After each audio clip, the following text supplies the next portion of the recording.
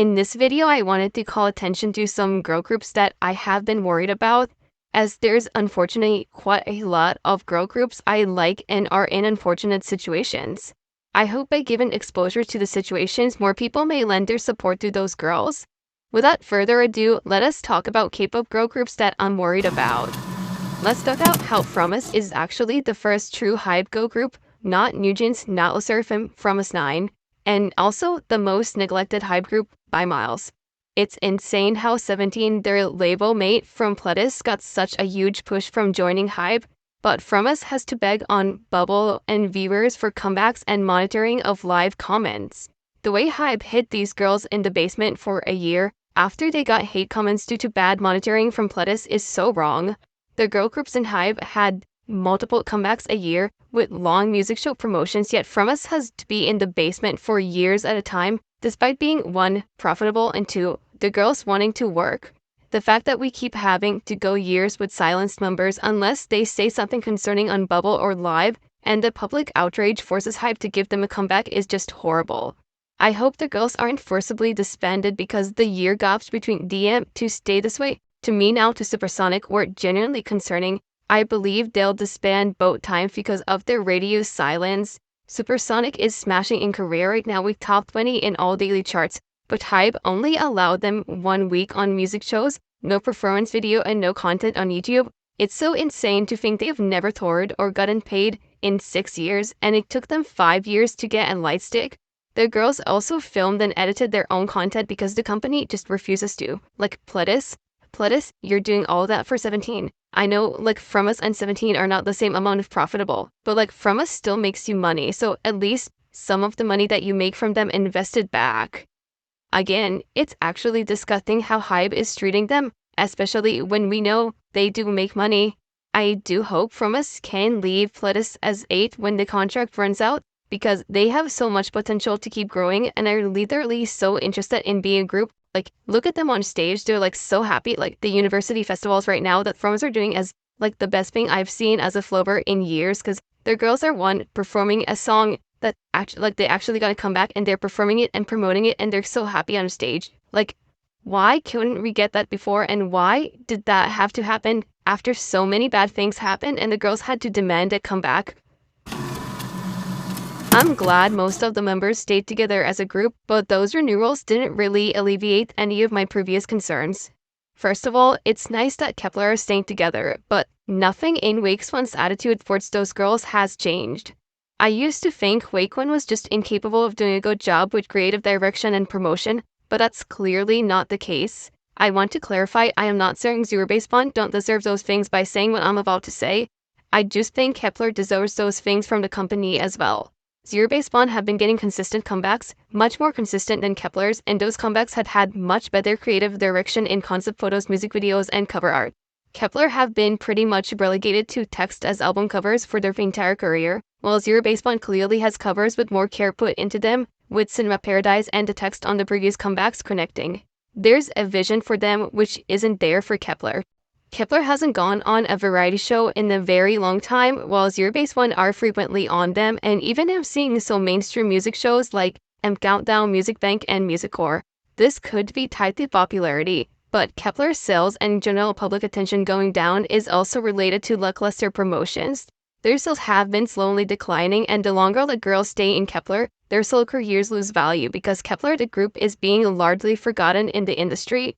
I don't know if I think this should have disbanded because nothing really changed for the better so far, and the potential careers of the girls are only losing potential attention that could have been drawn to them. I don't know when I'll be uploading this video, but I am recording it the day NewJeans went on a live stream to talk about their mistreatment by HYBE and their concerns. I think the girls are in a really horrible position. They fully believe their worth as a group is tied to Minhyejin, so they fully believe they won't make it without her, leading them to always rally behind her and support her actions, though those actions are often harming them.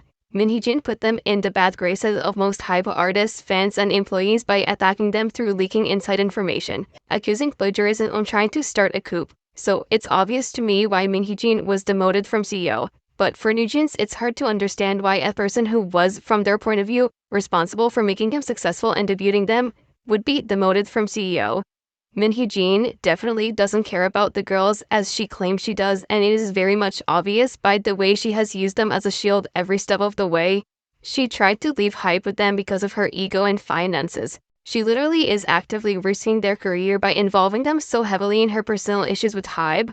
She also has made them sing a song like Cookie, has called them stupid girls who should obey her every word, and made some very weird comments about Minji. She is not on their side, she is just as bad as HYBE. Min also allegedly covered up SA in Adore, so I think that also plays a big part in her demotion. But again, overall the NewJeans girls and their parents are at the point where they view this as a loss. This issue aside, there are many things that are worrying. NewJeans videos as trainees leaked and the girls were sexualized in those videos despite being minors, which led them to be really shocked and worried.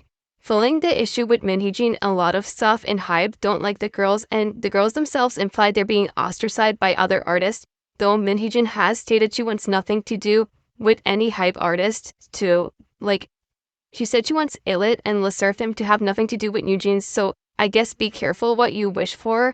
It was also published a while back that NewJeans were put on hiatus after Min press conference. So far, they're not making any new music despite a full album supposedly coming. Harin said she refuses to follow HYBE's orders, and that could lead to a lot of problems as she is an artist under the company at the end of the day. Those are all very concerning things that must be resolved fast, and I hope one sensible adult in the HYBE building exists, so someone could broker peace talks in that building. Another major point of concern to me is the ultimatum NewJeans gave to HYBE to reappoint Min by September 25th. I really don't know what they intend to do, but the risk of contract termination is huge. They demanded Min reappointment as CEO, which is questionable because Min was already offered to stay as creative direction with NewJeans but refused. If they get into a legal battle with HYBE to leave and in an attempt to go work under Min label, we may never see these girls again as HYBE would literally just ban them from the industry or shelf them so nobody can profit from the image HYBE built. I hope both sides can compromise because NewJeans don't deserve to have their careers ended and be mistreated. While not technically a K-pop girl group, they're under JYP Entertainment and that's a K-pop company, so I do want to bring attention to them. VIVIZ debuted after ATK and had 2 singles, Girls of the Year and only one. They were extremely active on social media and went to events as promotion during that period. Then member Kaylee went on hiatus and the girls stopped posting on social media and even canceled their appearance on Lollapalooza. They haven't posted anything or showed up anywhere since June. The only time we saw a member was on a pre-recorded video advertising JYP editions. This is really scary because a lot of those girls are very young and left or heavily neglected school for this career, and JYP just suddenly basementing them or giving up on them just because their first 2 singles didn't work out is just horrible. I do hope this is JYP's neglect because something much worse could be going on behind the scenes to have a group that used to be so active go radio silent for 4 months. They've only been a group for 11 months, and of those 11 months, they've been going for 4, not even social media posts. I really am worried for something worse going on behind the scenes because this is very unusual for JYP. They usually have their rookie artists come back a lot of times. Hopefully, we'll see them on their first anniversary and get some updates. I didn't record an outro. Thank you for watching.